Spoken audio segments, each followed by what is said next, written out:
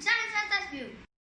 Today also I am going to do one experiment, that is, make your own microscope. Materials required are a piece of fuse wire, some water, objects to look at, newspaper or a magazine. Make a loop at the end of the fuse wire about 2 mm wide. Dip in some water to get a drop formed in the loop.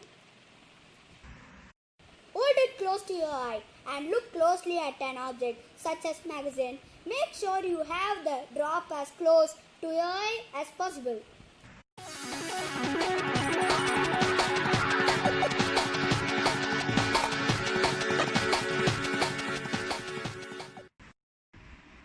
Actually, what did happen?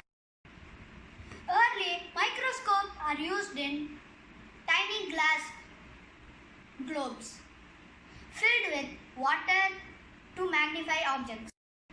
This is similar that what we did in this experiment.